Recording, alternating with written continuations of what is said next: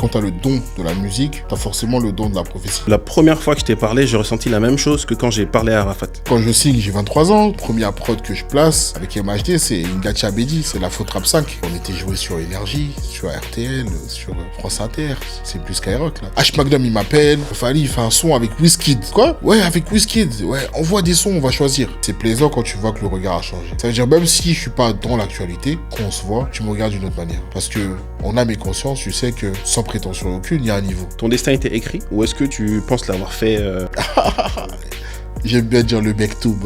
Ouais. C'est ça le vrai succès. C'est le début des ennuis.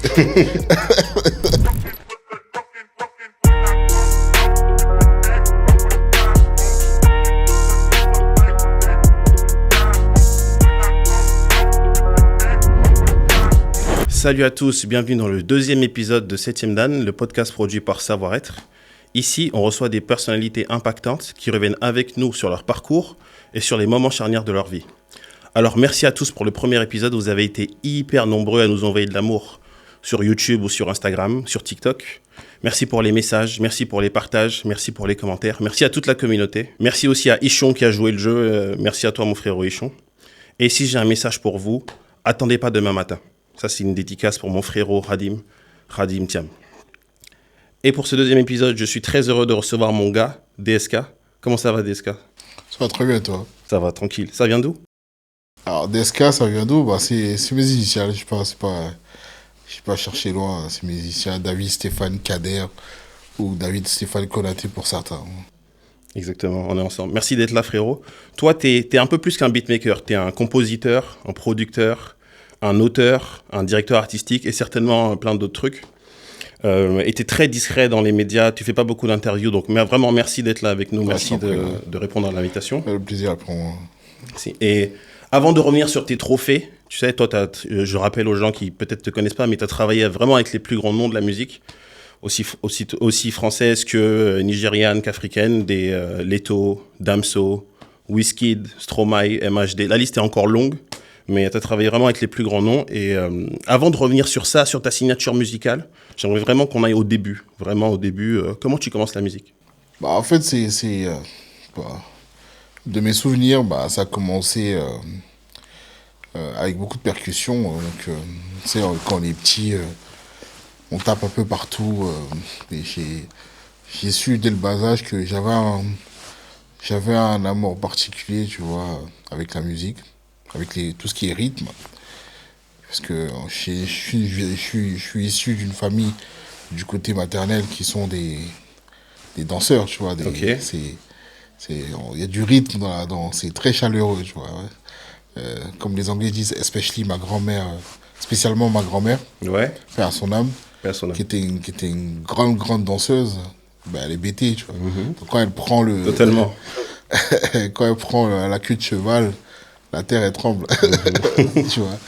Et ouais, ça a commencé comme ça. Après, je suis arrivé en Europe. Je suis né à Abidjan. Ok. Je suis arrivé en Europe et tout, en France notamment. Et il y avait un piano à la maison. Tu vois, il y avait un piano à queue. Non, pas à queue, un piano droit à la maison. Et ça a commencé là. J'ai commencé à toucher un petit peu. C'est un instrument qui t'attire dès le début, tu vois. Et ensuite, par la suite, j'ai écouté des sons qui ont réveillé en fait cette passion en moi, tu vois, Ok. qui était endormie, tu vois. Ok, donc c'est très familial et c'est important, on va revenir dessus. Mais et du coup, à quel moment, toi, tu décides de faire carrière dans la musique? À quel moment tu te dis... À quel moment Parce que déjà, moi, je n'étais pas forcément dans le quartier, mais au quartier, il y avait des grands qui rappaient, tout ça. Et comme je t'ai dit, dans ma famille, on aime beaucoup le rythme, tu vois. Ouais. Donc j'avais un oncle qui rappait aussi.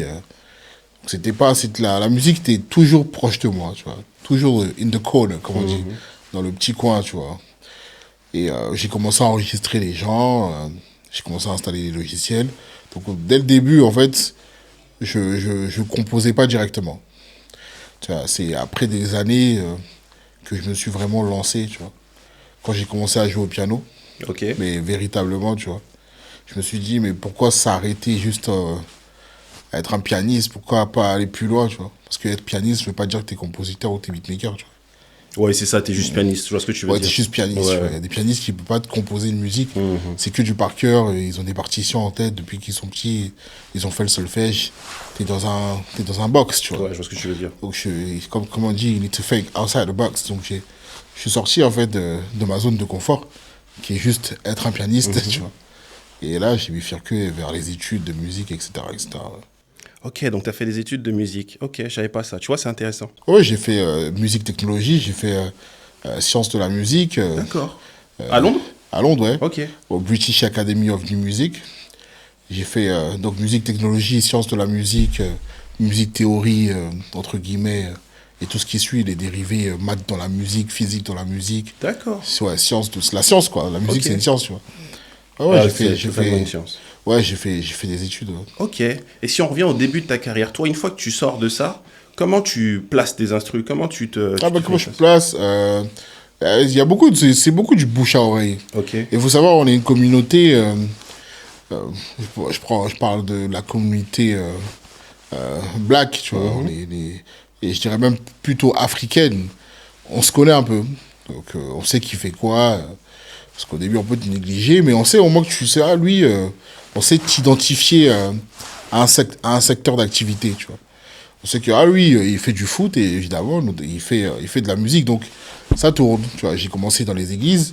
Donc, on sait que je suis pianiste et tout. Et pas mal de personnes qui sont assez proches savent que je fais du son. Donc, c'est du bouche à oreille. Et D'accord. c'est parti de là. Et j'ai rencontré des personnes au fur et à mesure du temps. Et j'ai commencé à placer. C'était pas difficile, mais il fallait être sûr de toi. Ouais. Donc, quand j'arrive à Paris, je croise H Magnum. Je crois que j'avais une séance avec Kenza Farah et le petit frère de Drogba. D'accord. Ouais. Donc, ouais, je fais Kenza Farah pour la CAN. Ok. Là, je pense que c'est 2012, ouais, 2012. Je fais Kenza Farah featuring Joël Drogba. Ok. Dédicace à Jojo, mon Ouais, frérot. Joël Drogba, ouais. Et dans les coulisses et tout, bah, je rencontre H Magnum dans la foulée, H Magnum qui est un grand rappeur et un grand auteur. C'est Qui ça, il était travaille- chez Watibé à l'époque. Il était, ouais, bon, c'est lui qui a plugué les Watibé et Dawala. Donc il fait partie des médiateurs, comme on dit chez nous. Tu vois. Et c'est parti de là, j'ai commencé à faire des prods très sombres, trap, Ok. pour H Magnum. Donc là, je te parle 2012, 2013. Ouais, jusqu'à 2014, 2015, je suis avec H. Donc chez Factor, encore big up à Factor. Et on était dans le 19e. Dans le Ah, pas très loin 19e. d'ici. À rue Axo. Ok. Ouais, rue Ok. Axo, ouais. Et ouais, ça commence là, je rencontre H Magnum, et la Suisse n'est que histoire. Hein. Ouais, exactement. Et donc, tu as commencé par la trappe, tu m'as dit que tu faisais du piano à l'église, mais ta signature musicale est un peu plus connue dans l'afro. Ouais. Donc, je pense que c'est ça qui fait ta musique, en fait, c'est que ta signature musicale, elle est éclectique. Ouais, Et que t'es ouais, capable sans de faire prétention plein de trucs. aucune, mais Ouais. ouais, elle est assez vaste parce que quand j'ai commencé, j'ai fait beaucoup de genres de musique. J'ai fait de la drum and bass, j'ai fait de la dubstep, j'ai fait de l'électro. T'as fait de la dubstep? Ouais, j'ai fait de la dubstep, j'ai fait de la funky house. On va dire le seul genre musical que j'ai pas fait, c'est du reggae. Et encore, j'ai fait beaucoup de live reggae. Et, Ok. tu vois, de vraiment jouer et tout. Ouais, j'ai vraiment parcouru tous les genres, comme on dit, tous les genres. Et je pense que l'afro et le rap sont sortis du lot. Oui, Et le scoring, la musique de film, etc., etc. je sais ce que tu veux dire. Ouais. Mais l'afro, comme je disais, c'est notre communauté, c'est notre culture. Donc, un noir, et c'est pas raciste ce que je veux dire, un noir qui fait pas de musique africaine, qui est inspiré de musique africaine, c'est un noir, soit il est né en France et il n'est jamais allé en Afrique, soit il est vraiment dans une famille d'accueil. Je vois ce que tu veux dire. Tu vois, Je vois ce que tu veux dire. no offense. Ouais, mais, je vois totalement ce que tu veux mais dire. on baigne dans cette culture depuis le bas âge. Donc ça commence. Moi, ma grand-mère, elle me chantait du Cheb Mami. Ok. Tu vois, du Cheb Mami et du Reb Khaled. Tu vois, il y a un son de Khaled qui fait Hatiti, Hati. Ma grand-mère, elle me chantait ça, tu vois, quand j'étais tout petit. Et tellement j'ai écouté le son, bah, étant petit, j'avais pas encore forcément les syllabes propices Ouais. pour parler. Donc moi, je disais Didi. Et le nom Didi est resté sur ma grand-mère. Elle s'appelle Valentine. Mais moi, j'entendais Didi dans la chanson. Donc tout le monde dans la famille, depuis 1993, l'appelle Didi. Ok, grâce à toi. Ouais. Ok. Et c'était inspiré de Cheb Khaled. Ok, Donc, tu vois. ok, je vois le délire. Ouais. Et avec toutes ces influences-là et toutes ces palettes à ton arc, toi aujourd'hui, quand tu fais une instru, comment tu commences l'instru? Est-ce que tu pars d'un sample? Est-ce que tu pars d'une mélodie? Est-ce que tu pars d'une émotion? Est-ce que tu as un process de création d'instru? Ouais, il y a un proverbe que j'aime bien qui dit l'architecture, c'est la musique muette. Ok. C'est la musique, c'est le même procédé, sauf que la musique émane des vibrations, et des fréquences, et les hertz, et tout ce qui suit. En réalité, il n'y a pas forcément une manière de procéder quelconque. Il n'y a pas... franchement, il y a plusieurs manières. Tu vois. C'est assez spécial quand même. C'est difficile à expliquer, mais je peux partir de rien du tout. Je peux partir d'un son que j'ai entendu au marché, je peux partir d'un son que j'ai vu ou que j'ai entendu étant devant mon ordi. Ok. Je peux partir d'une idée que j'avais déjà. Je peux chercher des mélodies, puisque je suis pianiste. Je peux chercher des mélodies. En fait, ça peut partir de n'importe quoi. Donc, il y a plusieurs manières de composer la musique. Il y a des artistes qui viennent avec leurs idées. Ouais, je veux un son cheval de Troie, gaulois, coupé décalé. Ah ouais, cheval de Troie, gaulois, coupé décalé. Donc tu veux, Mésopotamie. Ok, Mésopotamie. Tu vois ce que je veux dire? Ouais, totalement. Musique classique française, batterie coupée décalée. Ok, let's go.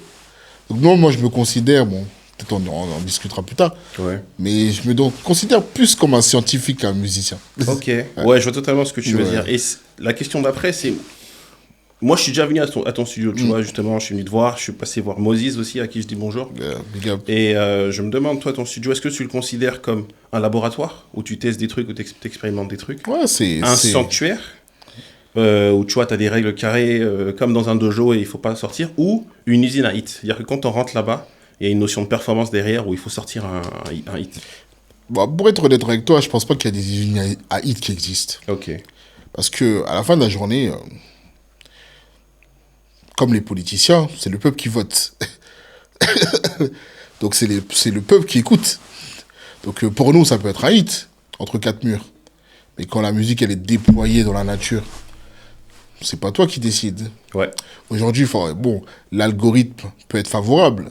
Tu peux tomber dans une heure de pointe, l'algorithme était content et tout le monde l'a vu.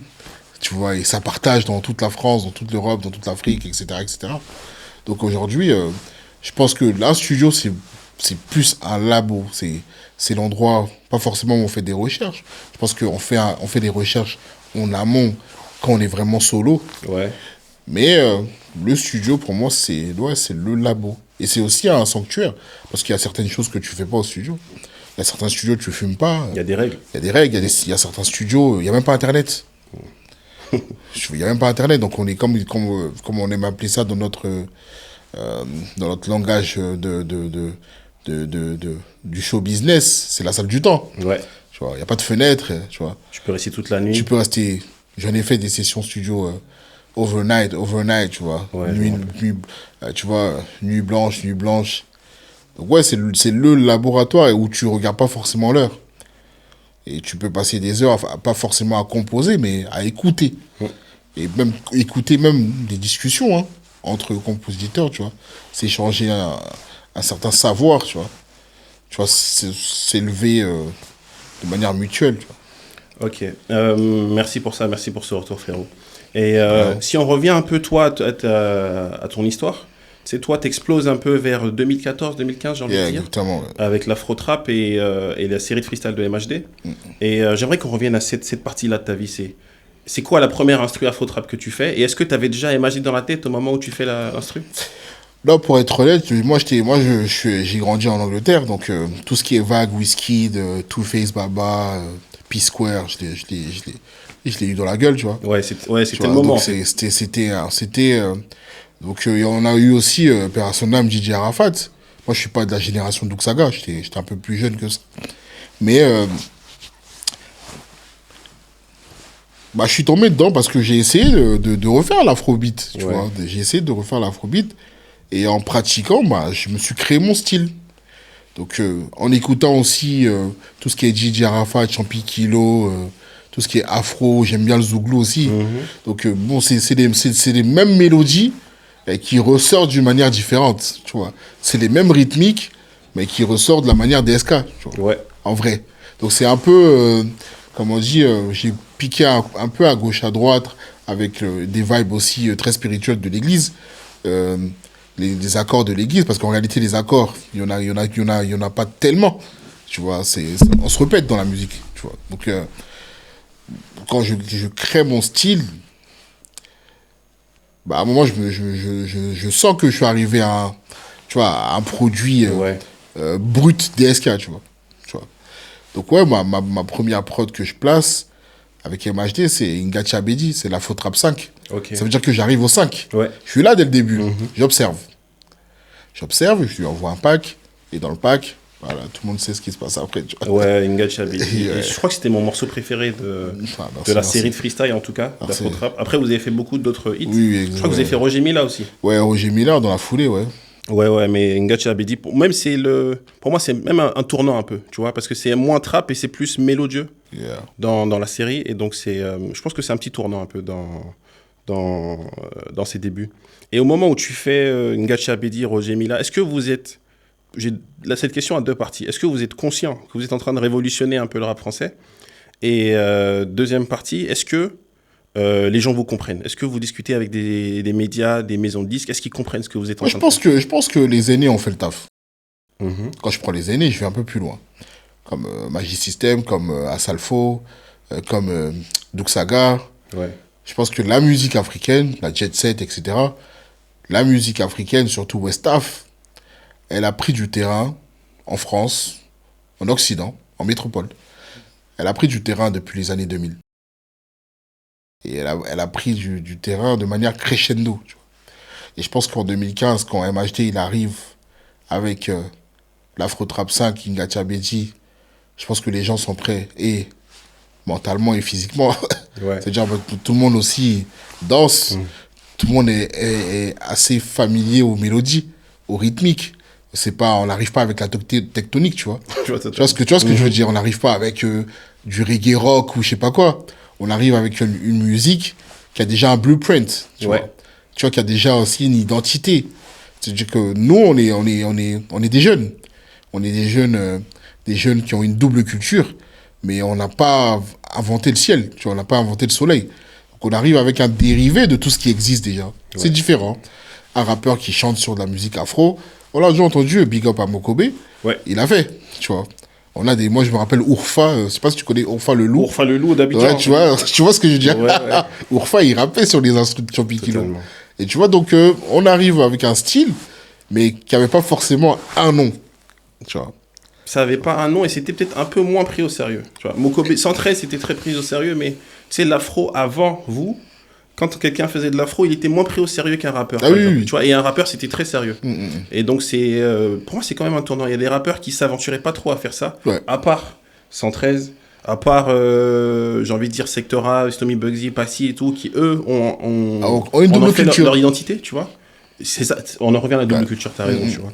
Mais c'était un peu moins pris au sérieux et je pense que le début de l'afro, après toute la vague qui a découlé, ça part de là. Ouais, ouais. D'un rappeur qui... Ouais, comme j'aime bien le dire, en coulisses, on a cassé la porte pour que tout le monde passe. Ouais, Et on a fait la passerelle entre l'Europe et l'Afrique. je suis d'accord avec toi. Je suis Mais tout à fait en point. en fait, on a donné l'accès à tout le monde. Je suis d'accord avec toi.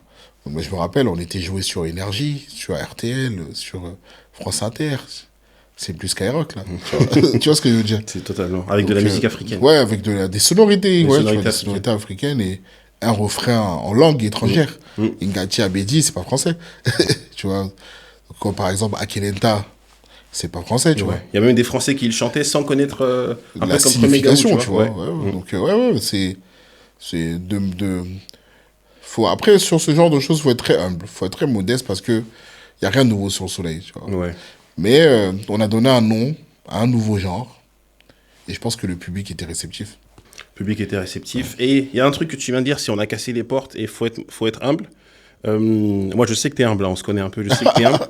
Mais je me rappelle la première fois que je t'ai vu. Je sais plus c'était en quelle année, c'était peut-être vers 2015-2016. Ouais, 2016 ou 2017. Ouais, ok, peut-être 2016-2017. Et j'ai toujours dit que la première fois que je t'ai parlé, j'ai ressenti la même chose que quand j'ai parlé à Arafat. C'est la première fois que j'ai rencontré Arafat, c'était un peu avant. C'était, petit aparté, c'était après il y avait une cérémonie qui s'appelait les Cora Awards Yeah. au Burkina. Et lui, il avait perdu les Cora Awards, il était avec mon oncle Jean-Marc Guérandou, et paix à son âme, paix à leur âme aux deux. Et donc, quand il perd les Cora, il rentre à Abidjan et ils sont hyper frustrés. Et à ce moment-là, il prophétise. Il nous explique que lui, sa musique, il prend ça très au sérieux. Lui, ce qu'il fait, c'est pour la Côte d'Ivoire, il veut mettre la Côte d'Ivoire devant. Et il prophétise un peu le succès qu'il va avoir derrière et l'impact qu'il aura. Et la domination qu'il aura. Tu vois, il était déjà prêt à ça. Et quelques années après, quand je l'ai vu avoir son Cora et que je l'ai vu devenir encore plus big qu'il était avant, je me suis dit, putain, il me l'avait dit avant. Et peut-être quand il me l'a dit, je ne l'ai pas pris trop au sérieux. Je me suis dit, vas-y, ouais, tu vois. Et quand je l'ai vu avoir son Cora à Abidjan quelques années après, j'ai repensé à la discussion qu'on avait eue. Et ça m'avait choqué. Je me suis dit, putain, il a prophétisé. Et c'est la même chose que j'ai eu avec toi quand, à cette époque-là, on se rencontre dans une galerie d'art avec les frérots. On parle de l'afro. MHD a un peu pris, mais et tu nous parles de l'afro, tu nous dis, c'est vers nous que les caméras vont se tourner maintenant. C'est vers l'Afrique, c'est vers ce genre de sonorité-là. Et tu étais déjà très convaincu. Et que les gens qui nous regardent comprennent, au moment où tu nous dis ça, j'ai pas envie de dire c'est embryonnaire, mais il y a que MHD, il y a pas beaucoup d'afro. Ouais. Et quand tu nous dis non, c'est vers nous que ça va se tourner maintenant, c'est ce genre de musique qui va marcher. Ok, on te regarde, on te croit. Et quelques années après, quand Booba sort Validé, Booba sort DKR, que même l'afro c'est le truc le plus populaire en France. Ouais, Kinam, par exemple. Ouais, c'est ça, avec Nazak Black, on se dit putain, il a prophétisé, tu vois. Et c'est peut-être une histoire que je t'ai racontée, mais j'ai ressenti la même chose que quand je t'ai rencontré toi et quand j'ai rencontré Arafat. C'est deux gars qui avaient une vision et l'histoire leur a donné raison. Ils n'ont pas trop parlé au début, ils ont beaucoup bossé et l'histoire leur a donné raison. Tu vois. Et si on en revient à Arafat et même à ton taf, toi, tu as vraiment été un pont entre les sonorités de là-bas et les publics d'ici, et même les gros artistes de là-bas. Et je crois que Arafat, quand il signe chez Universal et qu'il doit faire son premier album, c'est toi qui fais l'instru de Enfant béni. Et c'est ça, ouais. Et donc, est-ce que tu peux revenir à cette époque-là? Comment se passe comment tu crées l'instru? Et comment ça se passe, en fait, cette époque-là? Alors, Enfant béni, j'ai fait la prod tout seul. Hein. J'ai fait la prod chez moi. Et il y a un jour comme ça, on m'appelle et tout. Je pense que c'est Charles Tabou qui m'appelle. Il me dit, ouais, tes histoires avec Arafat, là, je veux pas savoir, mais faut que tu viennes au studio. On a besoin de... On a essayé. On a essayé plusieurs projets avec différents compositeurs, mais on n'arrive pas à démarrer. Je dis, ah ouais, ok. Bah, encore une fois, tout humblement, tout avec ma petite modestie, là, j'arrive, mais en gros dos, tu vois. J'arrive au studio. À l'époque, excuse-moi, je suis grippé. À l'époque, c'était à Grande Armée, Porte-Maillot, dans le centre commercial. Tu vois, tu vois, ouais, à Porte-Maillot, ouais. à Porte-Maillot, et c'était là, donc la porte, elle est sur la petite avenue, la parallèle. Et on rentre et tout, boum. J'y étais déjà allé, tu vois, parce qu'en 2013, déjà, je bossais assez souvent à Porte-Maillot, avec mon vieux père Parigo, tu vois. Dédicace à Parigo. Dédicace à Parigo. Il m'avait déjà envoyé dans ce genre de studio. Donc quand j'arrive, je dis, ah, bon, ça, en plus, ça avait un peu changé, tout ça. Je dis, ah, bon. Donc, en fait, t'es là, je pense qu'il y avait Sofiane, le rappeur Sofiane, dédicace à Sofiane. Fianso, ouais. Ok. Fianso, qui a aidé le Yoro, qui l'a leadé un peu dans l'écriture. Parce que là, on lui a dit, bon, on t'a essayé ce que tu sais faire, mais là, on veut que ça soit un peu plus conventionnel, plus posé et plus réfléchi. Donc, parle un peu de ta vie, va un peu en profondeur, comme on dit les Ivoiriens, tu vois. Donc, il est allé en profondeur, il a parlé, et bah, quand on écoute Enfant béni, il parle beaucoup, il nous donne des conseils, il dit soyez fort, tu vois. Ouais. Ce qu'il sait. Tu sais, dans la vie, quand t'as une grande destinée, tu sais qu'à tout moment, ça peut s'arrêter. Donc quand il nous dit soyez fort, il sait de quoi il parle. Tu vois. Et ouais, c'est parti de là. Et je me rappelle, mon ordinateur était cassé. L'écran était cassé. Donc il fallait que je me branche en HDMI. Donc ils ont fait toute une logistique. Peut-être ça, ils m'ont ramené un écran, je crois, 165 pouces. Donc là, tout le monde voyait mon bureau, tu vois. Et j'ai fait le truc, j'ai fait quelques arrangements, il a posé. Et je pense que je ne suis pas resté jusqu'à la fin. Ça remonte quand même. Je ne suis pas resté jusqu'à la fin. Et j'aime pas trop quand les artistes ils enregistrent. J'aime bien partir et revenir avoir une surprise, tu vois. Ok. Ouais. Ça dépend comment je travaille, ça dépend. Mais ouais. Donc là, vu qu'il y avait un peu de friction dans l'air. Bon, C'est entre toi et le frérot? Ouais, entre moi et DJ, mais c'était un truc banal, hein, tu vois, il n'y a pas d'animosité, il n'y a jamais eu d'animosité. Et je pense qu'Arafat n'a jamais été dans l'animosité. Tout est une question de business. Comme on dit, il y a rien de personnel, c'est du business, tu vois. Et après, Charles Tabou, il m'a envoyé le son. Et j'ai bien kiffé. Et c'est le son que les gens, les médias ont utilisé Ouais. pendant le drame, tu vois. Yeah. Je kiffe aussi le son. Et t'as raison, c'est un peu un tournant dans le sens où là, il y a du sens dans ses paroles. Donc je pense qu'il s'est forcé à écrire des trucs et à pas faire du bruit. Quand je dis du bruit, tu comprends, hein, c'est pas, je critique pas, hein.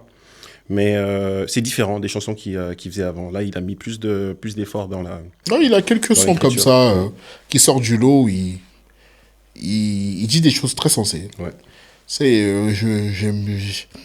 La musique, c'est quelque chose de très très deep. Et quand tu as le don de la musique, tu as forcément le don de la prophétie. Ouais. Comme les Anglais disent, you speak it to existence. Exactement. Je sais pas comment dire ça en français, mais quand je parle, tu prophétises, c'est le tu terme. prophétises, Ouais. speak it to existence. Donc, ce que tu dis, ça va forcément exister. Ouais. Ça existe déjà dans l'univers, mais le temps que ça arrive là, ça va pas à la vitesse de la lumière. Ça peut tourner sur Neptune, Saturne. Ah ouf, moi j'ai réussi en Terre, allez. Tu vois. Ok. Et après Arafat, il y a un autre artiste aussi qui était très connu en Afrique et qui a eu un moment un tournant, qui s'est dit je vais conquérir la France, c'est Fally. Aigle. Il me semble que tu travailles aussi sur son premier album. Ouais. Est-ce que c'est les mêmes conditions qu'Arafat? Est-ce que tu vois des similarités entre eux? Ah non. Parce que faut savoir que je rencontre Fally bien avant MHD. Ok. Et je pense que la séance, quand je rencontre Arafat pour la première fois, je ne sais pas si c'est après Fally, mais je pense que c'est dans la même période. C'est allé trop vite. Ouais, c'est la même période. H. Magnum, il m'appelle. Ouais, Deska Théo, ce jour-là, j'étais à Argenteuil. Je dis, ouais, je suis à Argenteuil, là, je suis un peu occupé et tout. Ah ouais? Bon, ouais, Fally, il fait un son avec Wizkid. J'ai dit quoi? Ouais, avec Wizkid. Ouais, envoie des sons, on va choisir. Je dis, ok, je t'envoie. Et à cette époque-là, j'étais vraiment en mode la geekance très robot. Donc, je sortais pas énormément, mais je bossais énormément. Donc, quand je sortais de temps en temps pour chiller, tu vois. Et j'avais beaucoup de sons sur mon mail, donc j'ai fait une sélection, j'ai envoyé à H Magnum. Le lendemain, il m'appelle, il m'envoie l'adresse du studio. Ah, on a choisi, je crois, 2 de tes sons et tout. Ah ouais, hein. Ouais, il y a un son qui va sur le... Bon, les 2 sons vont sur l'album de Fally, tout ça. Ah, je pète un câble. Fally, Wizkid, j'arrive au studio. Et à l'époque, encore une fois, j'étais c'est un ancien studio très mythique, studio Davout. Grand studio et tout. Okay. Même quand tu rentres dans le studio, tu sens qu'il y a des choses qui se sont passées. Tu vois. Et je suis là. Je suis comme un enfant à récréation, tu vois. Toys R Us. Ouais, t'es là. Là, il y a Wizkid qui arrive. Ton Fally, il est déjà là. Et tu sais pas trop comment te comporter. Bon, t'es dans ton coin. C'est ta prod, hein. Donc, quelque part, c'est toi, tu vois. Et il y a Wizkid qui arrive, ça papote, etc. Ça prend des photos. Et là, à l'époque, Joey Touch, qui était dans tout ce qui est joke, tout ça, qui était dans la team Avengers, là, avec Richie Beats, etc. Ok. Et Joey, il avait sa cabine. Donc, Joey, il bossait avec Scalp. Donc, Scalp, il avait quelques cabines. Et il avait des compos qui bossaient avec lui à l'époque. Donc, Niadjiko, par exemple. Et c'est Niadjiko qui était l'ingénieur à la séance. Et là, Joey, il appelle son pote, il dit, mon pote qui arrive, il y a Travis Scott, il débarque. Ce soir-là? Ouais. Donc ce soir-là, je suis dans l'autre séance, dans l'autre cabine, avec David, avec Fally Ipupa, H Magnum et Wizkid. Et dans l'autre cabine, parce que je t'ai dit, j'aime pas quand les artistes s'y posent. Donc je m'éclipse un peu, et je vais dans l'autre cabine avec Joey. Il y a Travis Scott qui est cagoulé, qui écoute les sons de Joey. Et là, on est en 2015. Ok. Et je te jure, je mens pas. Travis, il a demandé à Kanye et Rihanna de venir. Mais il y avait trop d'embouteillages. Il y avait un trafic de malade, c'était la Fashion Week. Et là, ils ont dit, vas-y, on va se capter plus tard. Tu vois. Ouais. Et je me suis dit, là, attends, là, t'es avec H Magnum, Fally Ipupa, Wizkid, à même pas 20 mètres, t'es avec Travis Scott. Et là, il y a sûrement Rihanna et Kanye qui vont arriver. What the hell? Je dis, ah ouais, donc ça commence bien. Je dis, ah. Et boum, c'est parti de là. Et, ouais. Et j'ai bossé après pas mal d'artistes africains. Et en fait, j'ai fait en sorte d'être présent Ouais. et sur le continent européen, et aussi de manière très, J'ai très envie de dire- ponctuelle, Ouais, j'ai envie de très dire récurrente assidu en aussi. Afrique, Ouais. assidue en Afrique. Assidu, ouais. Tu vois. Et de tous les artistes, t'étais avec Fally, Wizkid, mais t'as bossé avec le frérot Siké aussi. Ouais, ouais, Tu vois, CK, qui était big pas up, au même ouais. dédicace à lui, mais ouais, c'est ça, t'étais assidu dans les deux Yeah. coins. Tu vois. Et là, t'as parlé de Wizkid, et moi, je crois que si t'as fait une prod pour Mr. Easy, Yeah, à Mr. Easy l'époque où aussi, ouais. c'était big, tu vois. Ouais, Et est-ce que Mr. Easy. tu vois une différence. Et Arafat, il en parlait aussi des différences entre les Nigérians et eux, et les francophones. Est-ce que tu as vu une différence un peu dans la façon de bosser ou quand tu as vu Wizkid et Bah, Eazy et ou bah, Arafat et Fally? côté business, les Nigériens t'annoncent déjà la couleur. Ok. Les francophones sont un peu... bah, tu sais comment les Français, on cache un peu la richesse, on parle pas trop d'argent. Les Naija, les anglophones, même pas les Naija, ils t'annoncent la couleur. Tu sais. Et tu sais dans quoi tu baignes. Ouais. C'est pas flou. C'est très structuré. Deux fois, non. Parce que aussi, ça peut être dur à n'importe quoi aussi au niveau chez les anglophones. Mais tu dis, comme c'est level up, les Anglais, tu vois. Les Anglais, ils sont... et c'est un autre mindset. Même dans la manière de procéder, de créer, tu vois. C'est différent. C'est différent. Moi, j'ai vu des compositeurs anglophones, comment ils composent. J'ai fait, ah ouais. Ouais, ok. Les francophones, je pense qu'on cherche plus. Eux, ils sont pas dans du copier-coller, mais celui qui copie bien, fait bien. Ok. Voilà, c'est ça. Je vois ce que Et tu le veux côté business, ils sont très durs, mais il y a plus d'argent côté anglophone. Peut-être pas maintenant, mais à l'époque, ouais. Ok, ok. Et si on parle un peu de la musique afro avant de revenir sur notre discussion, tu vois, on dit souvent afro comme si c'était un mot valise qui englobait tout, mais il y a plusieurs sous-genres. Toi, t'as l'amapiano, t'as l'afro-beat des Naija, t'as l'afro comme on le fait en France, t'as eu le Maïmouna comme on le faisait chez nous, tu vois, et t'as le...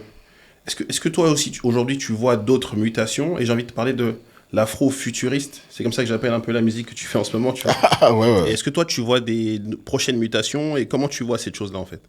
Euh, le... Pour parler en termes géopolitiques, en termes géoculturels, Ouais. l'Afrique est un continent vaste, avec tellement de culture.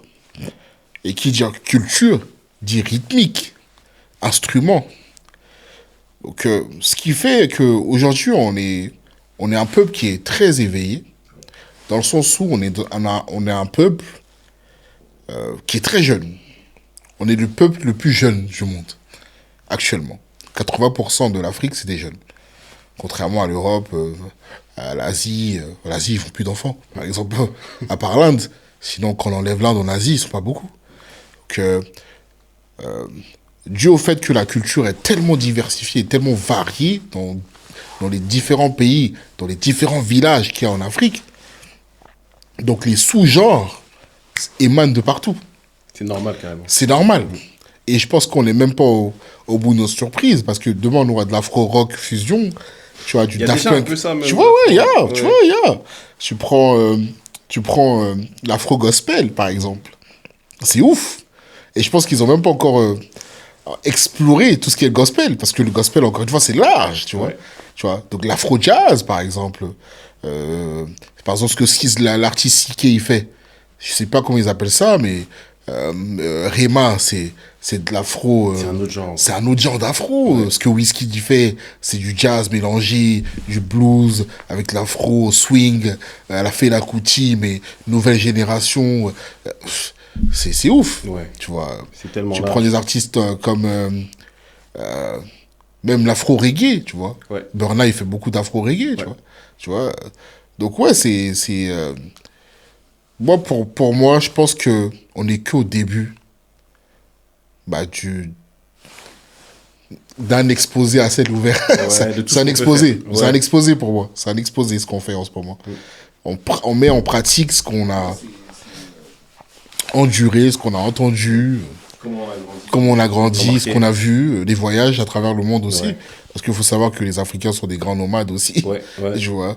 On est un peu partout, comme on dit. Donc, ouais, on revient avec des cultures. Et déjà, on a une culture qui est assez très strong, qui est très puissante. Ouais. Que ce soit les Congolais, ou les Ivoiriens, ou les Gabonais, ou les Camerounais, ou les Marocains, ou les Sud-Africains. On a des cultures vraiment très denses chez nous. Donc, quand on voyage, ça crée encore d'autres genres, de sous-genres, tu vois. Comme je parlais tout à l'heure, comme je disais, avec l'afro-trap, c'est un sous-genre, mais c'est pas forcément quelque chose qu'on a créé de toutes pièces, tu vois. On n'est pas aussi... on peut pas prendre la grosse tête dans ce sens, tu Je vois. vois ce que tu veux dire. Ah, je vois ce Yeah. que tu veux dire maintenant. Je comprends ce que tu veux dire. Yeah. Et si on revient à toi un peu à ta carrière, si je pense à un morceau à toi qui m'a mis une claque, je me rappelle la première fois que je l'ai écouté carrément. Et c'est Zedo, le frérot Zedo, qui me disait ça, c'est DSK. C'était quoi? Ah ouais, C'est DSK qui a fait ok. ce truc. C'est Kin Label de Damso. Ah, yeah. Je crois sur cet album de Damso, tu fais Kin Label et Dieu ne mange Dieu ne jamais. ment jamais, ouais. Tu vois, les deux, ils sont certifiés aujourd'hui. Mais si on revient sur Kin Label, est-ce que tu te rappelles comment vous vous connectez, comment tu places l'instru et c'était quoi le... Parce que l'instru, elle est folle. C'est comment tu fais cet instru? Bah, Kin Label, j'avais déjà fait avec un compo BGRZ. Ah oui, ben, je Ouais, connais ouais, Bangers. ok, c'est ouais, ça, je connais un frérot. Bangers, ouais. Ok. Bangers, il a joué quelques trucs. Et bah, Damso, on avait fait un album 9 de I. Voilà, les gens savent pas. J'ai entendu parler de ça. Ouais, le grand public n'est pas forcément au courant. On a fait un album 9 de I. Avec Damso, tout- Benache et tout. Avec Damso, Benage, C-Boy et Shai. Donc on a fait, je pense que c'était quoi, 2 semaines de studio, hein, dans Paris. Donc on faisait, c'était le rush hour, tu vois. On faisait des studios par-ci, par-là, à Boulogne, à Paris, dans le premier, et on tournait. Et bah, Damso et moi, on a bien connecté, on a bien sympathisé. Et j'ai pris son number, donc je lui ai envoyé la prod de Dieu ne ment jamais. Et le jour même qu'on s'est rencontrés, je lui ai envoyé la prod de Dieu ne ment jamais parce qu'il avait écouté dans ma voiture. Donc quand on changeait de studio, Il et est monté avec toi. il est monté avec moi et on partait à Rue des Prairies, à la mode Piquet. Et il est monté avec moi tout le trajet et tout. Donc je pense qu'on est quitté dans le 11e, et on est allé dans le 16e, je crois, 16e ou 8e. Et ouais, il était dans ma voiture, il a kiffé la prod, il a dit ouais, celle-là. Et on a fait une vidéo. Et j'ai fait une vidéo devant le studio, et il a dit je vais la plier la prod. Et effectivement, quelques années après, disque de diamant, et Kin Label, ça a suivi. Il m'a dit ouais, je veux bien un truc afro, mais qui me ressemble. Je dis ok. Ok. Boum, j'ai peaufiné tout ça, etc. Et je lui ai envoyé. Et ça a fait un classique. Ah, je sais pas si c'est un classique, ouais, il est diamant, Si, c'est ouais. un Mais... classique. Kin Label, pour moi, c'est un classique. De cette Thanks, époque-là. guys, hein. Et de Damso aussi, je pense. Merci. De rien, de rien. Et donc, c'est à cette époque-là que toi, ça s'accélère un peu, j'ai envie de dire. Il y a de plus en plus de certifications. Yeah. Et puis des gros trucs, des diamants, des triples platines, etc. Et donc, toi, à cette consécration-là, comment tu vois la chose? Est-ce que tu te dis, bah, je vais multiplier les morceaux pour faire des hits et puis pour avoir encore plus de disques, de certifications plutôt? Ou est-ce que tu es dans un mood où tu te dis, comme j'ai ma signature musicale, je vais être plus rare et avoir des morceaux plus percutants? Est-ce que même tu te fixes une stratégie à ce moment-là? Non, pas du tout. Je suis très jeune, hein. Quand je suis très jeune, ça fait presque 10 ans, ouais, plus de 10 ans. Ouais, ça fait 10 ans. Ça fait 10 ans. Ouais, bah, je suis très jeune. Quand je signe, j'ai 23 ans, tu vois. J'ai 23 ans, je suis... Il n'y a pas forcément de stratégie parce que tu es un passionné. Ouais. Et ce qui m'arrive en ce moment, ou ce qui m'arrivait à l'époque, bah, je l'ai perçu d'une autre manière. Je me suis dit, le succès, c'est le début du commencement. C'est ça le vrai succès. C'est le début des ennuis. C'est sûr. Tu vois, donc quand tu fais un hit, il faut faire un deuxième. Quand tu as un diamant, il faut en faire 10. Il faut en faire 15. Il y a un pote qui m'a dit, une carrière de 5 ans, c'est de la chance. Mais après 5 ans, c'est Dieu donné. Tu vois, c'est... Parce que tu veux dire. Tu es pas installé, Ouais. mais tu es assis. Donc, à partir de 5 ans, ça devient... C'est plus un métier, c'est une carrière. Tu vois. Ouais. Donc, tu te fixes des objectifs, bien évidemment. Et comme j'aime bien dire, quand tu es partout, tu es nulle part. Ouais. Mais tu dois bosser. J'en ai fait des sons. Il y a plein de sons que j'ai fait que les gens ne sont pas au courant, les gens ignorent. Mais après, je me fixe pas des objectifs parce que j'aime bien dire que le temps n'a pas le temps du temps, mais le temps arrive à temps. Donc tu peux tout faire, hein, Ouais. mais ça marche pas.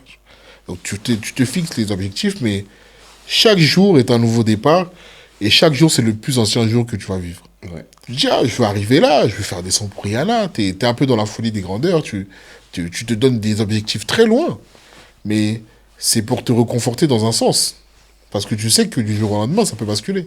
Ouais, c'est sûr. Tu vois, donc quelque part, tu te dis, je vais tout faire, je vais tout faire. Et il y a des choses que tu fais mal. Et je pense que dans la vie, on a plusieurs essais. Surtout dans le succès et dans la réussite. Des fois, Dieu il te donne une réussite qui peut durer 2 ans.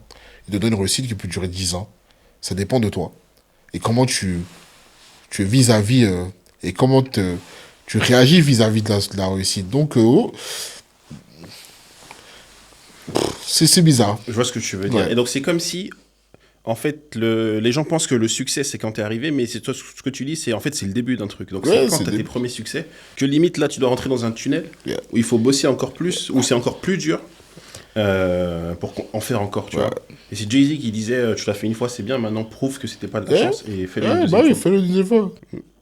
Et tu prends un autre artiste et tu vois, bah ok, bah, ah ouais, DSK avec MHD, ah ouais, DSK avec Fali, ah ouais, DSK avec Damso, avec DSK avec Arafat. C'est plus une coïncidence. Ouais, c'est ça. Tu vois, c'est. Ouais. Tu vois, sans prétention aucune, hein. Ouais. Mais, ah ouais, mais ça marche. Ah ouais, il a un truc, je me rappelle, Pete Bacarati me disait, ouais, t'as une manière de faire la musique là qui nous touche. Tu dis, t'as des mélodies là. Je dis, ouais, tu sais faire ça encore. Je dis, mais oui, oui, je sais Sérieux faire ça encore, Ouais. tu vois. Dédicace à Pete. Enfin, dédicace à Pete, ouais, je sais faire ça encore, ouais, ouais. Ben, et je pense que, en tant que compositeur, les gens, ils ont vu que 15% de mon talent. Parce que, par exemple, je peux faire des vidéos où je suis en train de jouer au piano, mais c'est pas du live. Avec un artiste et tout, j'accompagne. Tu vois, j'ai la possibilité de faire vraiment des choses vraiment très différentes et qui se ressemblent pas. Donc ouais, mais je suis quelqu'un, je me mets pas trop la pression. La vie easy going, tu vois. Je me mets pas trop la pression. Je vois ce que tu veux dire. Et quand tu dis que les gens ont vu qu'une palette de ce que tu peux faire, et je pense qu'à cette époque aussi, toi et nous qui te suivons un peu, on se rend compte de tout ce qu'on peut faire dans la musique. Tu peux tu peux placer une instru, tu peux faire de la musique pour des films, tu peux faire des... tu vois, c'est beaucoup plus large en fait. Et quand tu rentres dans ce milieu, c'est vrai que tu te rends compte que en fait, il faut être productif et il faut toucher à plein de trucs, tu vois. Et c'est un truc que tu m'as... Je crois que c'est toi qui m'avais ouvert les yeux à une époque sur la musique des films. Ouais, Je ouais. dis, mais quand tu places dans un film, c'est pas la même chose. Ah bah C'est non, pas la même ah, chose. alors là, tu passes de Range Rover à Rolls-Royce. Ah oui, oui. Je vois totalement. Ouais, Et imagine, tu fais un film qui a 100 millions d'entrées. 100 millions d'entrées. T'as des pourcentages sur les tickets à l'entrée. Je vois totalement. Tu vois, donc ouais, c'est différent, ouais. C'est ça, c'est une industrie, il faut C'est penser à une tout autre ça. Il n'y a pas industrie. qu'une façon de faire des... Ouais, il y a plusieurs manières. Il y a des gens qui font que des sons de documentaires. Et ça Ouais. marche très bien. Tu imagines le mec qui a fait Zone Interdite. Zone Interdite, Zone Interdite. Lui, c'est à vie, c'est bon. vie. C'est la SACEM Life, comme on dit.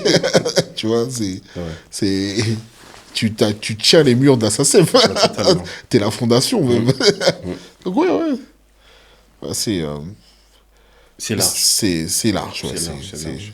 Et si on change un peu de sujet, toi et moi, on a quelque chose qui nous rapproche, c'est les arts martiaux. Ah ouais. Et justement, cette émission-là, le média s'appelle Savoir-être, mais cette émission, elle s'appelle 7e Dan. Yeah, Tu vois, et c'est déjà, c'est un hommage à mon grand-père, qui était 7e Dan de judo, yeah, par et, son âme, et de ouais. Aikido, paix à son âme. Mais c'est aussi que j'aime beaucoup la symbolique derrière 7e Dan, là, où dans le sens où quand tu es ceinture noire au judo, tu peux passer premier dan, deuxième dan, troisième dan, et du premier au 6e dan, c'est qu'une question de technique. C'est-à-dire, plus tu es bon et plus tu passes les grades.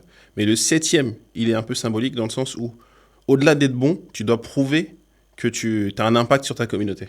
Donc pour être 7e dan, tu es obligé d'ouvrir un dojo, de donner des cours et de montrer que tu es utile pour ta communauté.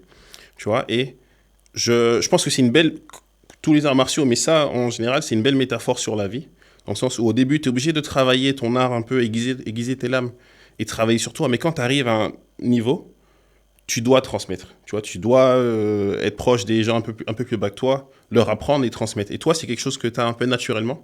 On parlait tout à l'heure que tu étais autant avec Stromae ou Wizkid, autant avec des gens un peu moins connus en Afrique, des Siké, notre frérot, ou des Yannick Jones, des choses comme ça. Tu Yeah. vois.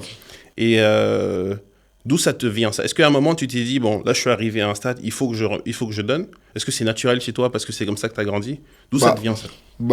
D'où ça me vient, en fait. Avant de m'appeler Desk on the Beat, on m'appelait Maître Kader. Ok. Maître Kader. Pas parce que j'étais fan de Maître Gibbs, hein. Ouais. Si je suis fan de Gibbs aussi, il est fort. Mais je pense que ça fait partie de mon ADN de vouloir.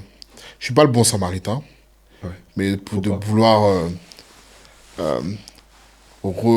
retransmettre. Après, je suis papa. Mhm. Tu vois, mon fils, il a 15 ans. Ma fille, elle a 6 ans. Ça fait partie de moi De transmettre. de transmettre. Et je suis toujours au milieu de gens, pas des gens qui sont fans de moi, mais des gens qui sont un peu à l'écoute aussi, tu vois. Qui aiment bien me poser des questions, qui aiment bien avoir mon avis. Et je pense que. Et je suis grand frère aussi, j'ai 3 petites sœurs. Ok. Donc quelque part, c'est intuitif, tu vois, c'est naturel. Je le fais pas sciemment. Donc je pense que ça fait partie de moi, ouais. Ça fait partie de toi, Ouais. parce que pour t'avoir vu au studio, tu différencies pas. Un artiste qui est un peu plus moins connu ou qui est au début de sa carrière ou qui est en développement et quelqu'un qui enchaîne les hits, tu différencies pas, tu gères ta session de la même façon. Un docteur, il aura pas qu'il a un cancer, hein. T'as une bronchite, ok, tiens. T'as mal à tout, ok. T'as mal à la tête, ok, tiens.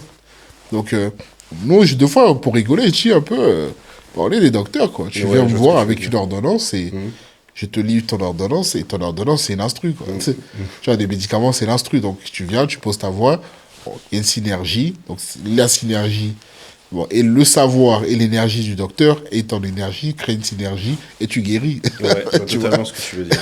Donc, voilà, tu vois. Et le fait de dire docteur, ça revient à ce qu'on disait, ce que je disais au début, c'est que t'es pas juste beatmaker, t'es pas quelqu'un qui envoie un pack de prod. Non. C'est des Plus, fois plus. dans ton process de création, tu peux être DA, laisser quelqu'un enregistrer et retravailler derrière. Ouais, chef de projet, je fais des arrangements. C'est ça le vrai, hein. C'est ça le vrai nom d'être un arrangeur. Ouais, tu vois. ouais. C'est-à-dire que le son est fini, on te l'envoie et on te dit, Deska, fais ta magie. Tu vois. Je vois totalement. Donc le beatmaker, il a déjà mis tous ces trucs. Ah, l'artiste, il a posé tous ses bacs, les vocaux, tout ça, les harmonies, etc. Les instrumentistes, ils ont joué. Et toi, tu rentres dans le jeu maintenant. Donc là, tu coupes là, tu mutes là, t'actives là, tu mets les décibels ici, le volume ici, la reverb ici, tu places un piano, tu mets une basse, en fait, tu peux recréer. Tu vois. Des fois même la prod, tu l'exportes et tu la samples la prod. Ok. Tu vois, tu crées un nouveau truc. Et la musique, c'est l'infini. Tu vois, c'est comme l'univers. On continue d'avancer. Tu vois, wow. Totalement ce que tu veux dire. Et si on revient un peu aux arts martiaux, toi, est-ce que tu peux nous en parler un peu de la place que ça a? Et voilà, où est-ce que tu en es dedans? Et est-ce que tu t'inspires un peu des valeurs ou de la discipline que tu mets dans les arts martiaux et que tu mets dans ta musique? Les arts martiaux, bon, les arts martiaux avec la musique, c'est quelque chose de très différent. Ouais, c'est sûr.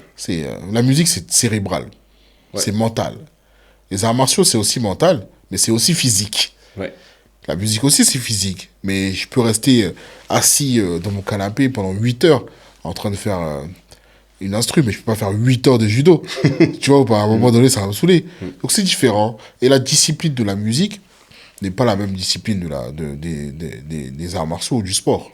C'est quelque chose de différent. Mais il y a certains facteurs qui se relient. Tu vois, Ouais. et je pense que, premièrement, ne jamais rien lâcher. D'accord. Et deuxièmement, comme au judo, y a pas, y a pas de... T'attaques pas. Quand t'attaques pas, tu prends un point en moins, tu vois. Donc, il faut attaquer. Ouais. Et dans la musique, c'est comme Faut ça que je rester suis. actif. Donc, il faut rester actif, il faut être... tu vois, il faut être en douette, comme je dis, tu vois. Donc, moi, je vais vers les gens. Et c'est pareil au judo, tu vas vers ton adversaire, tu vois. Tu fuis pas ton adversaire, on n'est pas dans les MMA, tu vois. Tu sais, si tu prends, je te jette. Tu vois. Ouais. Ou on te prend, on te jette. Donc, et c'est comme ça dans le showbiz. Soit tu prends, Ouais. tu jettes, soit on te prend, on va te jeter. Je vois ce que tu veux dire. Tu vois, donc, ouais, et les arts martiaux te donnent une certaine confiance en soi. Ça veut pas dire que t'es Bruce tout puissant, hein, mais tu sais un peu de quoi t'es capable. Tu vois, sans forcément abuser. Parce qu'après, on n'est pas des gens petits, tu vois. Toi et moi, on a une certaine taille, une certaine voix. Donc déjà, ça, c'est déjà oppressant pour certains. Ouais, je vois ce que tu veux dire. J'imagine de savoir que lui, il est ceinture noire et tout, où il fait du MMA, où il fait du Krav Maga, où il fait du jiu-jitsu brésilien. Ça fait beaucoup. Et tu vois, donc, ouais, bon. Et je pense que les arts martiaux, c'est quelque chose de privé. Personne n'a jamais vu une vidéo de moi en train de pratiquer. Il y a des photos, Ouais. mais il n'y a pas de vidéo. Ouais. Alors que la musique, il y a beaucoup de vidéos. Ouais. Je suis en train de mixer, je suis en train de jouer au piano, je suis en train de faire une instru. Et je trouve que les arts martiaux, c'est quelque chose de privé. L'art martial, comme on dit, c'est martial. Donc, qui dit martial, dit armée, dit discipline. Ouais. Donc, les gens n'ont pas forcément besoin de savoir ce que tu fais au dojo ou entre quatre murs. Mais la musique, c'est beaucoup plus public. Donc, ça me donne un côté très réservé et très private. Tu vois. Ouais. Et sûr de toi un peu. Tu vois, moi, c'est ce que t'as parlé de discipline. Moi, c'est ce que je retiens des arts martiaux, c'est discipline, confiance en soi. T'es sûr de toi, mais t'en fais pas trop. T'es sûr de toi. Ouais, sans négliger l'adversaire. Ouais, hein. c'est ça. Oui, tu vois. Et c'est l'intention que tu fais. Ouais, je tu suis vois, pas boxeur, l'intention. je suis judoka, tu vois. Donc, faut que je sois un peu proche pour qu'il se passe quelque chose. Moi, j'ai fait un peu de boxe, un Ouais, peu de tu judo, vois, ouais. et c'est l'intention. L'intention que tu fais quand tu révises tes coups, ton acceptation du parcours. Tu sais, au judo, il y a Yeah. ceinture blanche, jaune, Ah violette. oui, Tu sais que c'est un parcours. C'est un que c'est un parcours, marathon, ouais, tu c'est vois. un marathon, tu vois. Et c'est l'intention. Et si on revient à l'intention et à ton parcours un peu, toi, on disait que tu avais commencé à faire du piano un peu à l'église ou à la maison. Et pour moi, il y a un morceau qui est marquant dans ta carrière, c'est le morceau Ki de Taiki. Aki, oui, de Tu vois, taille. qui est, j'ai pas envie de dire, c'est un morceau chrétien. Tu vois, c'est 2.0, mais tu vois, c'est un morceau chrétien, c'est un morceau qui parle de Dieu et de spiritualité. C'est le mot que je cherchais, c'est un morceau très spirituel, très puissant. Est-ce que tu te rappelles de comment t'étais quand t'as fait cet instru? Est-ce que t'étais au studio avec lui? Oui. Ou est-ce que, comment vous avez fait ce morceau? Bah, moi, je remercie Dieu parce que la plupart du temps, quand j'ai placé des sons, bon, il y a eu des fois où j'ai envoyé par mail, hein, Ouais. mais la plupart du temps, j'étais avec les artistes en direct. Donc, c'est des sons qui se sont faits en direct avec l'artiste. Et c'est un échange d'idées. Ouais. Donc, Taï qui me souffle des trucs à l'oreille, et c'est parti. Et c'est vraiment un son. C'est la deuxième séance que je faisais avec Taïk. On avait fait Namiko. Il a vu que ça fonctionnait, ses producteurs étaient assez satisfaits et tout. Et on a fait et c'était spécial. Il y avait une certaine chaleur au studio, je savais qu'il allait y avoir quelque chose. Mais après, comme je t'ai dit, la musique, c'est les auditeurs. Hein. Ouais. C'est les jokers. Tu sais pas sur quoi tu vas tomber. Donc quand tu fais un son comme ça, t'es pas sûr que tu sais pas. T'es quand il jamais va te- sûr. Mais t'as une petite intuition quand même. Parce Oui, que tu sais que le morceau. le il est morceau, il est lourd. Tu Mhm. dis, ah ouais, le morceau, il est lourd. Mais il est lourd pour toi. bon. Ouais. Il peut être lourd pour tes proches, pour tes collègues. Mais le public, combien de morceaux j'ai fait des sons pour Leto qui sont passés à la trappe. Mais alors qu'en réalité, quand tu écoutes la prod, il y a des prods où je me suis débattu. Tu vois, je suis pas battu, je me suis débattu avec la prod. Et je suis allé loin dans la réflexion, dans la compo. Mais les auditeurs, ils sont pas aussi pointueux et fins comme nous. Donc, des fois, c'est bien de. Donc, c'était très minimaliste, Ouais. tu vois. Mais ça fonctionne. Ouais. Et je pense que les gens n'ont pas forcément remarqué, mais je suis très minimaliste dans ma musique. Je peux mettre beaucoup de choses, je peux mettre beaucoup d'informations, Ouais. mais je suis très minimaliste, que ce soit dans la recherche de mes mélodies ou dans la recherche de mes rythmiques. Mais je complique, à ma manière, mais je suis très, très minimaliste. Ça veut dire qu'Ingacha Bedi, ou Dieu ne ment jamais de Damso, tu peux le rejouer, Ouais. tu vois. Je vois ce que tu veux dire. Tu vois, il y a des sons où c'est compliqué, je ne peux pas le rejouer, mais la plupart de mes sons, et je fais en sorte que mes sons puissent être joués en live, tu vois. C'est-à-dire que j'utilise des instruments propices au live, tu vois. Peut-être les gens n'ont pas jamais remarqué, mais j'utilise des instruments qui sont communs, qui sont proches des humains. La guitare, le sax, tu vois, les tambours, les tam-tams, etc., les percussions, la flûte, dans la main piano, il y a la flûte, tu vois. Ouais, beaucoup. Le sifflet, tu vois. Donc, ouais. Ok, ouais, c'est peut-être aussi pour le grand public, il faut que ce soit minimaliste. Mais minimaliste, ça veut pas dire simple, ça veut pas dire. Non, ça veut pas dire que c'est ballot. Ça veut hein. dire que c'est bien fait. Ouais, ça veut c'est dire bien que fait. ça Ouais. fonctionne et on Et comprend ce que tu fais. qui c'était Et on s'est un peu battu sur le son parce qu'eux, ils voulaient rajouter des trucs avec ces guitaristes qui ils refusaient catégoriquement. J'aime pas trop quand on touche à mes sons. Ah ouais, je me suis mis tellement de gens à dos pour ça. J'aime pas, tu vois. Ok. Ok, merci pour ça, frérot. Moi, je te jure, je te l'ai déjà dit, hein, mais c'est un de mes sons préférés. Parce que j'aime la musique et puis parce que j'aime ce qu'il a dit Le sur la message, chanson. oui. Ouais. Et si on revient un peu à toi, et tu sais, toute la symbolique du septième dan un peu et tout, toi, t'es un peu un septième dan dans la musique, t'es allé loin, t'as eu beaucoup de succès et puis aujourd'hui tu transmets. Donc c'est Yeah. totalement ce que nous on veut faire On pareil. est toujours là, hein. Ouais. C'est juste que Exactement. on communique différemment. Et toi, du coup, c'est quoi qui te rend le plus fier dans ta carrière? Est-ce que c'est les trophées? Est-ce que c'est la longévité? Est-ce que c'est la consécration, le fait que t'as eu la vision tôt sur un genre musical? Est-ce que c'est une question que tu te poses? Est-ce que des fois, tu es toujours là, hein? Est-ce que des fois, tu regardes en arrière et tu te dis, bah, ça me rend fier, je suis fier de ça? Ouais, ce qui me rend le plus fier, je pense que c'est le fait d'avoir pas lâché. Mm. Ouais. C'est ça qui me rend le plus fier. Et une chose que je dis pas souvent, mais les moqueries, tu vois, les manques de considération, euh, Les gens qui la, comprennent la pas. négligence, ça peut être vis-à-vis même de ta famille, hein. Mm. Et tout ça, c'est des choses qui me rendent fier aujourd'hui. Parce que, tu vois, c'est plaisant, et c'est pas enfantin ou c'est pas vicieux ce que je dis, mais c'est plaisant quand tu vois que le regard a changé. Ah oui. Et tu vois quand le regard change. Et tu vois que le regard, il a changé, Mm. et ça fait un petit moment que le regard, il a changé. Mm. Ça veut dire, même si je suis pas dans l'actualité, quand on se voit, tu me regardes d'une autre manière. Ouais. Parce que, en âme et conscience, tu sais que, sans prétention aucune, il y a un niveau. T'as un niveau en face, tu vois. Et Et il y des a fois, des certifs. Tu il y a vois, des ça ment certifs, et les chiffres ne montent pas, et Ouais. les chiffres ne font que grimper. pas. Ouais. Et quand tu rentres dans une pièce, on sait que tu es là. Tu peux donner ton avis, ou tu peux ne pas donner ton avis, mais t'installes un certain stress, tu vois. Un certain respect aussi. Ouais, ça reste respect. Et bah, y a des gens qui t'aiment pas, bien évidemment. Mais au niveau musical, en termes de talent, il n'y a personne qui discute. Ouais, parce que t'as prouvé. Ouais, il n'y a personne qui discute. Et les gens sont capables. Moi, j'ai des phrases qui me disent... T'entends des phrases comme ça, mais DSK, tu vas faire quoi encore? Tu vois, et c'est peut être frustrant. Hein. Ah ouais? Parce que, oui, parce qu'on est des passionnés. Ouais. Et on se met pas de limite. Peut-être que je peux avoir 100 diamants, mais le 102e, là, ça sera le bon. Et il veut dire, ah, c'est bon là, c'est bon, allez, votre histoire de musique, ça là. Tu vois. Mais on est des éternels insatisfaits. Ouais. Mais de voir dans le regard des gens que, ah, ça a changé, comment ils me regardent, comment ils s'adressent à toi. Ça rend fier. Mais de n'avoir rien lâché, je crois que c'est le but d'un homme. Ouais. De rien lâcher. Et on tombe, hein. On tombe, mais on remonte. Ouais. Tu vois. On est toujours là 10 ans après et on sait faire la musique. C'est ça. Et ça, c'est le plus difficile. Savoir faire la musique. J'ai pas dit de faire une instru. J'ai dit savoir faire la musique.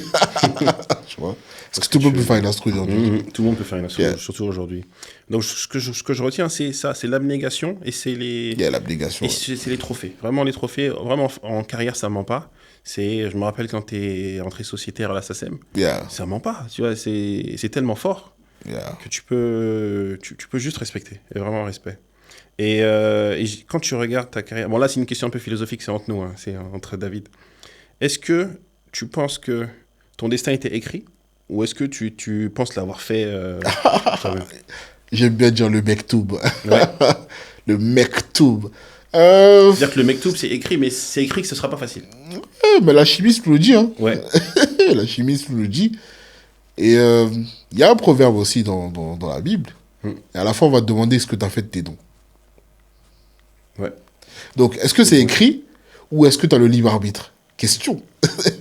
Tu vois, donc, je pense que c'est dans les deux, c'est dans les both sides. C'est écrit et tu as le libre arbitre. Tu vois. Et la prophétie ne revient jamais à Dieu sans avoir été accomplie. Ok. C'est-à-dire que La tu dois prophétie. toujours essayer. Oui, tu dois toujours essayer. Et surtout, quand tu as été avisé et on t'a indiqué la direction. Quand je dis on t'a indiqué la direction, ça veut dire que le vent t'envoie vers une certaine destination. Donc tu sais à peu près où tu vas. Tu rencontres des gens, tu es dans des endroits, tu es dans des salles, tu es dans des réunions, même ton entourage, donc tu sais un peu où tu vas. Et tu sais d'où tu viens surtout. Tu vois. Donc ouais, c'est mi-figue, mi-raisin. Donc le destin et... et ta force de caractère. La force de caractère et le travail. Ouais, et le travail. Ouais, Seul le travail paye. Ouais. Comme dit le président Doug Saga. Yeah. Et tu vois, là, on parle beaucoup du parcours et tout, tu vois, des moments compliqués, des trophées, des moments compliqués. Et du coup, toi, pendant ces 10 dernières années, là, quand il y avait des moments de doute un peu ou des moments où c'était un peu plus calme, comme ça arrive à tout le monde, comment tu gérais ça? Est-ce que tu disais, je suis DSK, j'ai déjà réussi une fois, je peux le réussir plusieurs fois? Ou comment tu t'accrochais, en fait? Moi, je suis quelqu'un qui se prend beaucoup la tête.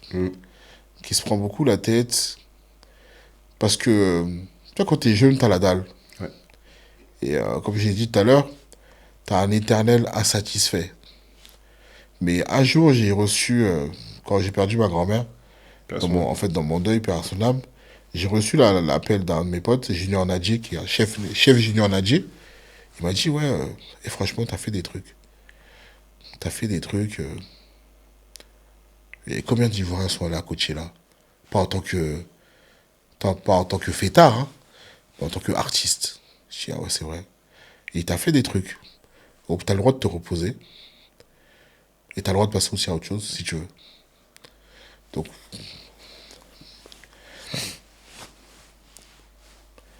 avec beaucoup de recul, tu te rends compte que, ouais, c'est rien, hein, pourtant. Il y a des gens qui ont 30 ans de carrière, tu vois. Mais en 30 ans de carrière, peut-être qu'ils n'ont pas fait ce que moi j'ai fait en 2015, 2016, 2017, tu vois. Donc, ouais. C'est bizarre, c'est bizarre.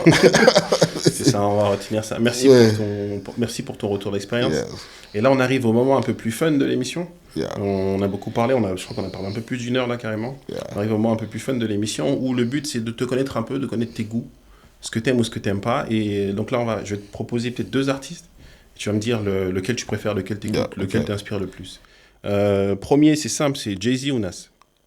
J'ai pas écouté Nas. Sérieux? Non, j'aime pas savoir. Sérieux? Ouais. Et vas-y, c'est saoulant les histoires de coke, de street, c'est bon. Ouais, Nas Escobar, là, tu ouais. as compris le Nas. Okay. Ouais, je préfère Jay-Z. C'est plus volupté. Moi, je suis plus Jay-Z aussi. Ouais, mais, les references, ouais. tu vois, j'aime bien Jay-Z. C'est cocky, j'aime bien, c'est bouncy, tu vois, c'est le rap tu que sens, c'est le rap que j'aime.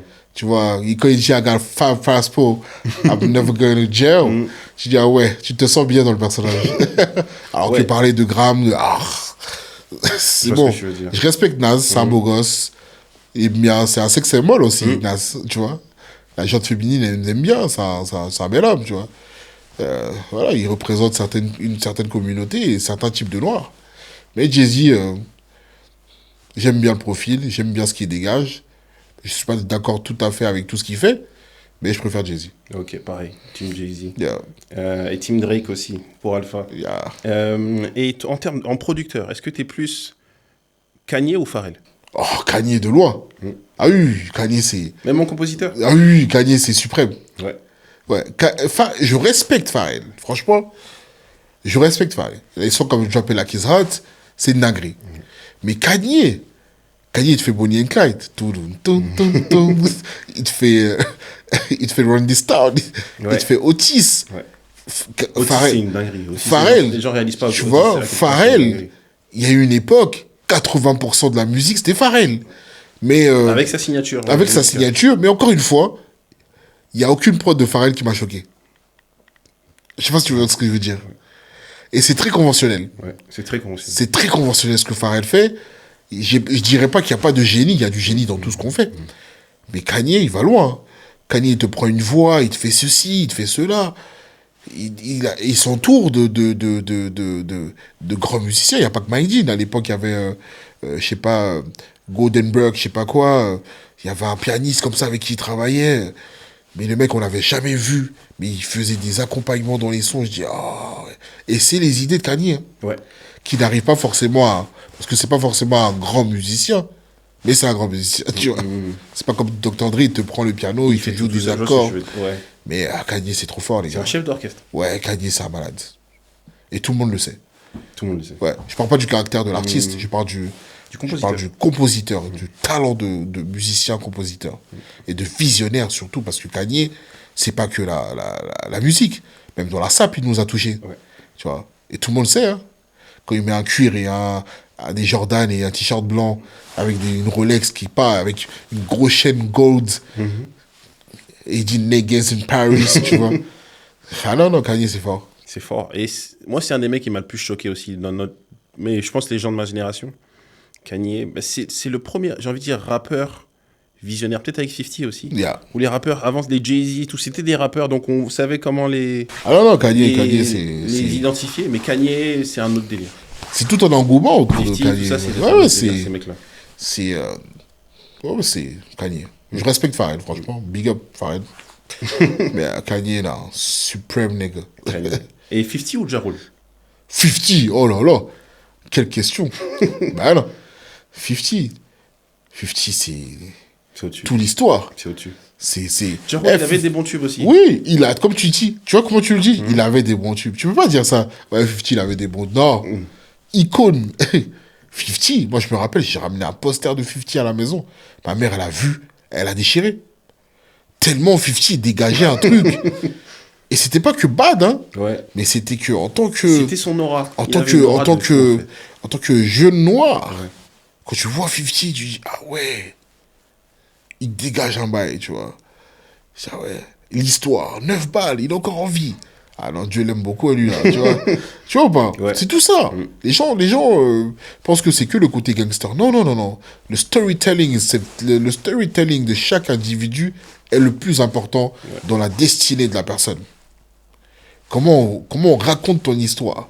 Et comment tu la racontes aussi. Et comment tu vis ton histoire. Et 50, il est parti de succès en succès. Mais c'est un mec qui est trop smart. Et son histoire, il a fait de la musique. Oui, il a fait de la musique. Il fait du cinéma. Un jeu vidéo.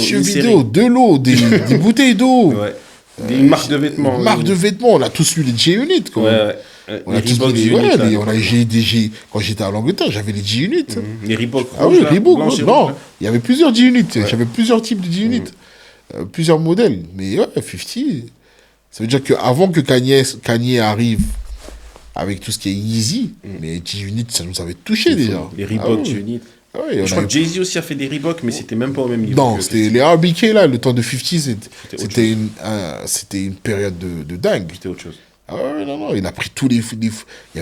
il a ramené pas mal de joueurs de la NBA chez Reebok. À Nike, il devenait fou. Ah ouais, Nike, il devenait fou. Il disait, mais attends, il se passe quoi, là? On est en train de perdre des gars, là. Allez, Jordan, petit chèque. Donc 50 devant Ja Rule. Et si on revient dans le rap français, est-ce que toi, tu t'es plus pris Sniper ou 113?